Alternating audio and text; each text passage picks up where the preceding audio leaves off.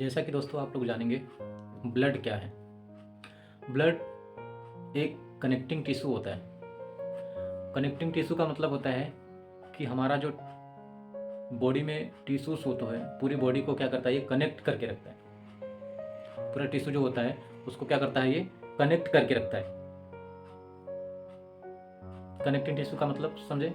Connecting tissue का मतलब होता है कि हमारे बॉडी में जितना टिश्यू है, हमारा बॉडी किससे चलता है, हमारा बॉडी एक कनेक्टिंग टिश्यू है। टिश्यू छोटे छोटे छोटे छोटे क्या होता है, टिश्यू है। जैसे गत्ता, ये एक आप लोग देखे होंगे, जो इम्पोर्टेंट सामान होता है, एक गत्ता होता है जो क्या बोलते हैं, उसमें क्या होता है, वो डाल के सब देते हैं, उसमें देखते हैं छोटे छोटे छोटे छोटे क्या होते हैं कि दाने दाने जैसा होता है। उसी तरीके से हमारा जो बॉडी होता है, उसी तरीके से हमारा बॉडी भी एक छोटे छोटे छोटे छोटे टिश्यू के मिलकर हमारा जो बॉडी बना हुआ है।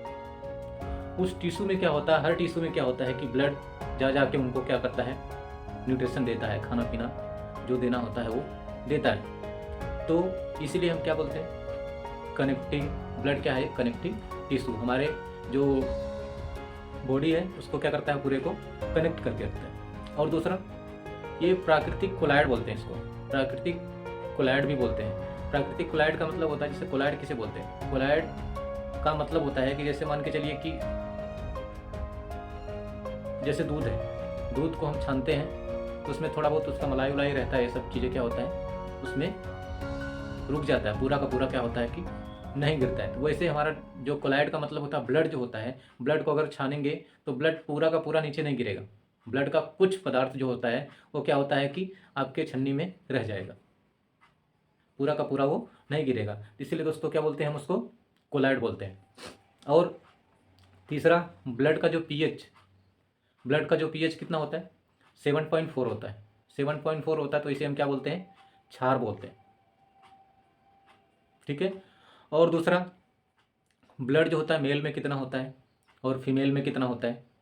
मेल में जो ब्लड होता है 5.5 लीटर होता है, 5.5 लीटर ब्लड होता है पूरे शरीर में। और फीमेल में कितना होता है, 5 लीटर ब्लड होता है पूरे शरीर में। अब समझो कि मेल में 5.5 लीटर है और फीमेल में 5 लीटर है। ऐसा क्यों, भगवान ने या बनाने वाले ने उसको क्या हुआ है, सबको एक ही जैसा बनाया हुआ है, लेकिन फीमेल में ब्लड कम है और मेल में ज़्यादा है, कारण क्या है। तो हमने एक आदमी से पूछा ऐसा क्या है, तो आदमी ने जानते हो क्या जवाब दिया, उसने बोला कि फीमेल में ब्लड इसलिए कम होता है क्योंकि वो आदमियों का ब्लड चूसने के लिए उतना छोड़ा जाता है, ताकि थोड़ा कम रहेगा तो आदमी का ब्लड चूस लेंगी तो वो पूरा हो जाएगा। लेकिन ऐसा नहीं होता है दोस्तों, ये कोई कारण नहीं हुआ। फीमेल में कारण क्या होता है, फीमेल में जो एचबी भी कम होता है, एचबी का मतलब होता है हीमोग्लोबिन। फीमेल में क्या होता है, हीमोग्लोबिन कम होता है। हीमोग्लोबिन कम होता है तो क्या होता है, हीमोग्लोबिन से क्या होता है, आरबीसी का निर्माण होता है। ठीक है, आरबीसी का निर्माण हीमोग्लोबिन से होता है। ठीक है, इसमें क्या होता है, आरबीसी का बहुत बड़ा हिस्सा होता है हीमोग्लोबिन में, तो इसीलिए उसमें आरबीसी भी कम होता है और एचबी भी कम होता है। एचबी कम होता है इसलिए उसके शरीर में क्या होता है कि मेल की अपेक्षा फीमेल में क्या होता है, कम होता है। ठीक है दोस्तों। और दूसरा हम जानेंगे, ब्लड जो होता है, हमारे बॉडी का जो ब्लड होता है वो स्टोर कहाँ होता है। जैसा कि बहुत से लोगों से पूछोगे तो क्या बोलेंगे, वो हार्ट में स्टोर होता है। नहीं दोस्तों, बिल्कुल रॉन्ग है। ब्लड जो होता है स्टोर कहाँ होता है, स्प्लीन में होता है, जिसको प्लीहा बोलते हैं, तिल्ली भी हिंदी में बोलते हैं। ठीक है दोस्तों, वो कहाँ स्टोर होता है, स्प्लीन में स्टोर होता है। ठीक है। और क्या होता है ब्लड में, ब्लड में और क्या होता है, कोलेस्ट्रॉल होता है। कोलेस्ट्रॉल का क्या काम क्या होता है बॉडी में, कोलेस्ट्रॉल क्या होता है, एक चिपचिपा पदार्थ होता है। ये क्या होता है, एक चिपचिपा पदार्थ होता है। कभी कभी क्या होता है कि बॉडी में कोलेस्ट्रॉल की मात्रा ज़्यादा हो जाता है तो हमारे शरीर में बहुत हानिकारक, मतलब बहुत एक डेंजर काम करता है। डेंजर काम करने का मतलब क्या है कि कभी कभी क्या होता है, हार्ट अटैक आने का चांस होता है। हार्ट अटैक क्यों आता है, ये कोलेस्ट्रॉल जाके हमारे हार्ट में चिपक जाता है। हार्ट में क्या होता है, लिक्विड चिपचिपा पदार्थ जाके चिपक जाता है तो क्या होता है, हार्ट जो पंप करने का जो शक्ति होता है उसका कम हो जाता है, तो क्या होता है, हार्ट अटैक आने का चांस होता है।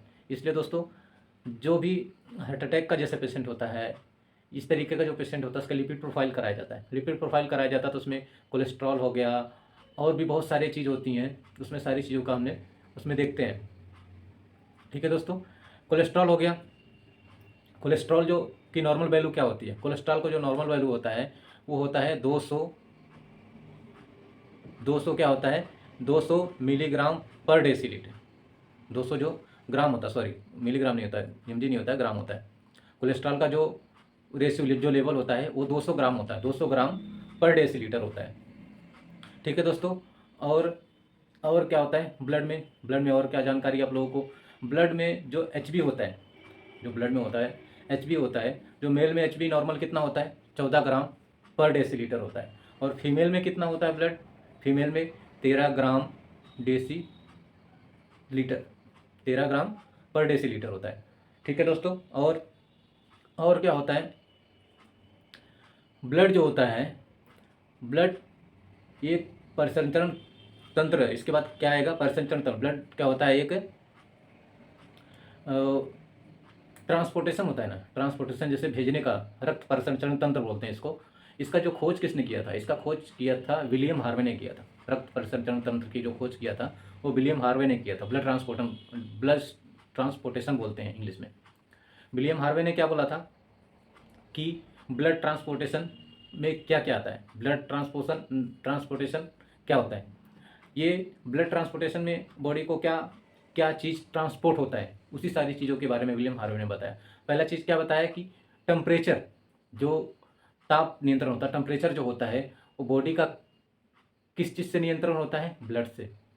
ब्लड जो होता है पूरे शरीर का जो बॉडी का टेम्परेचर होता है उसको क्या करता है, नियंत्रण करके रखता है, मेंटेन करके रखता है। ठीक है दोस्तों। दूसरा क्या होता है, जो ब्लड जो बनता है, ब्लड आप लोगों को पता होगा ब्लड कहाँ बनता है, स्प्लीन में बनता है। कभी कभी एक बीमारी होती है जो, जिसका नाम सुना होगा आपने, मलेरिया। मलेरिया का जो इफेक्ट होता है सबसे ज़्यादा कहाँ होता है, स्प्लीन के ऊपर होता है। मलेरिया क्या करता है, सबसे ज़्यादा जो खराबी करता है वो स्प्लीन को ख़राब करता है।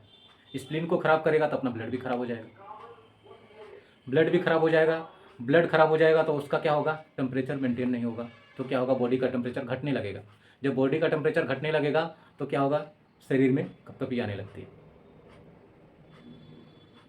जैसा कि देखते हैं दोस्तों कि जब फीवर आता है, जब मलेरिया में बुखार आता है तो बहुत ज़्यादा बॉडी का टेम्परेचर ज़्यादा हो जाता है। लोग कहते हैं कि बहुत ज़्यादा इसका टेम्परेचर हो गया, लेकिन जो इसमें क्या होता है, बॉडी का टेम्परेचर कम हो जाता है। बॉडी का टेम्परेचर कम होने का मतलब क्या होता है, जो हमारे बॉडी में जो टेम्परेचर होना चाहिए, जो 37 डिग्री टेम्परेचर होता है अपने बॉडी का, वो क्या होता है कि बढ़ने लगता है। तब क्या होता है कि हाई ग्रेड फीवर होने लगता है। ठीक है दोस्तों, इतना तो आप लोग को बेसिक समझ में आया होगा। तीसरा क्या होता है, 37 डिग्री सेल्सियस क्या होता है कि ये जो ब्लड होता है, हमारे बॉडी का टेम्परेचर जो होता है वो मेंटेन करके रखना का काम कौन करता है, ब्लड करता है। कैसे करता है, ब्लड क्या होता है 120/80 जो प्रेशर, जो बीपी होता है 120 के प्रेशर से क्या होता है, जाता है, इसके बाद 80 के प्रेशर से लौट के आता है। जैसा जानते हैं, अब जाना और आना, ट्रांसपोर्टेशन यही हो गया। ब्लड क्या होता है 120 के प्रेशर से जाता है और 80 के प्रेशर से लौट के आता है। ये क्या होता है, आने जाने का जो उसका प्रेशर होता है, ये टेम्परेचर, इसी से इसका प्रॉपर टेम्परेचर मेंटेन रहता है। जैसे मान के चलिए कि हम हाथ है, हाथ को ऐसे से रगड़ेंगे, इसका ऐसे रगड़ेंगे, क्या होगा इसमें, इसका भी टेम्परेचर एक धीरे धीरे करके गर्म हो जाएगा अपना हाथ। इसी तरीके से ब्लड क्या होता है कि हार्ट से निकल के लंग्स में, लंग्स से निकल से मतलब 120 के प्रेशर से पूरे बॉडी में क्या करता है, सर्कुलेट करता आता जाता है, आता जाता है। तो क्या होता है, उसी से क्या होता है, पूरे बॉडी का टेम्परेचर क्या होता है, उसने वो मेंटेन करके रखता है। ठीक है दोस्तों। और ब्लड क्या करता है ट्रांसपोर्टेशन में, पोषक पदार्थों का ट्रांसपोर्टेशन करता है। पोषक पदार्थों का मतलब क्या होता है, जैसे हम कोई मेडिसिन लिए, दवाई लिए, दवाई हम नस में लिए, नस में इसके बाद क्या करता है, वो लेके पूरे बॉडी को क्या करता है, सर्कुलेट करता है, पूरे बॉडी को सर्कुलेट करता है, ट्रांसपोर्टेट करता है। जो भी हम खाते पीते हैं बॉडी में जाता है, और क्या होता है, ब्लड के थ्रू क्या होता है, पूरे बॉडी को पोषक पदार्थों का क्या करता है, वो परिवहन करता है। इसके बाद क्या होता है आपका, gas, gas transportation. Gas transportation में क्या आता है दोस्तों, जैसे जो ऑक्सीजन होता है, ऑक्सीजन क्या करता है, आपने ऑक्सीजन लिया और लंग्स में आके इकट्ठा हो गया। लंग्स क्या है, लंग्स क्या है, एक हाउस है, एक तरीके के घर है। उसमें क्या होता है, केवल आके इकट्ठा होता है। इसके बाद क्या करता है, ब्लड के थ्रू क्या होता है, ब्लड के थ्रू ऑक्सीजन को क्या करता है, पूरे बॉडी में सप्लाई होता है। और ब्लड में जितना CO2 होता है, कार्बन डाइऑक्साइड होता है, वो ब्लड के थ्रू क्या होता है, लेके आता है लंग्स से, इसके बाद बाहर कर देता है। ऑक्सीजन हम लेते हैं, ऑक्सीजन लंग्स में आता है, लंग्स से क्या करता है, ब्लड के थ्रू पूरे बॉडी में ऑक्सीजन क्या होता है, सप्लाई कर देता है, पूरे बॉडी में दे देता है वो। इसके बाद जो ब्लड में CO2 कार्बन डाइऑक्साइड होता है, कार्बन डाइऑक्साइड को ला के लंग्स में देता है और लंग्स के थ्रू क्या होता है, वो कार्बन डाइऑक्साइड बाहर निकल जाता है। ये होता है आपका गैस ट्रांसपोर्टेशन। इसके बाद क्या होता है, उत्सर्जी पदार्थों का परिवहन। उत्सर्जी पदार्थों का परिवहन का मतलब जैसे क्या होता है कि हम जो भी खाते पीते हैं 100% हमारे बॉडी में नहीं रहता है। जो उसमें विषैला पदार्थ होता है वो क्या होता है, हमारे बॉडी से निकलना होता है। तो क्या करता है, ब्लड नहीं निकालता, ब्लड क्या करता है, उसको लेके घूमता रहता है, कैरी करता रहता है, घूमता रहता है, घूमता रहता है। इसके बाद क्या होता है, ब्लड आता है किडनी में, शरीर का पूरा ब्लड आता है किडनी में। इसके बाद किडनी क्या करती है, जैसे देखती है विषैला पदार्थ वो निकाल के क्या करती है, फेंक देती है। जितना भी उत्सर्जी पदार्थ होगा किडनी क्या करती है, उसको निकाल के वॉश मतलब कि यूरिन के रास्ते से वो बाहर कर देती है। तो दोस्तों ये हो गया आपका ब्लड का ट्रांसपोर्टेशन का। और ब्लड जो क्या होता है, ब्लड बनता कहाँ है, सबसे बड़ी बात है ब्लड का निर्माण कहाँ होता है। देखिए ब्लड का निर्माण जो होता है 2 जगह होता है। पहला तो एक लीवर हो गया, दूसरा बोन मैरो हो गया। ठीक है, जैसा आप लोग चिकन वगैरह खाते होंगे, चिकन में देखते हैं जब हड्डियाँ दांत से जब तोड़ते हैं तो चिकन के अंदर झिल्ली झिल्ली जार जैसा होता है। और उसके अंदर क्या होता है कि ब्लड जो होता है उसके अंदर ब्लड का सूखा सूखा सा रहता है, ब्लड ब्लड जैसा जमा जमा सा रहता है, लाल लाल कलर का। तो दोस्तों वहाँ पे क्या होता है कि ब्लड फॉर्मेशन कहाँ होता है, बोन मैरो में होता है। उसी को बोलते हो बोन मैरो। बोन मैरो में हमारे बॉडी का क्या होता है, पूरे शरीर का जो ब्लड बनता है बोन मैरो में बनता है। तो कभी कभी जानते हैं दोस्तों कि जैसे किसी को ल्यूकेमिया है, कैंसर हो गया, कैंसर हो गया तो क्या करते हैं, सब बोन मैरो ट्रांसप्लांट कराते हैं।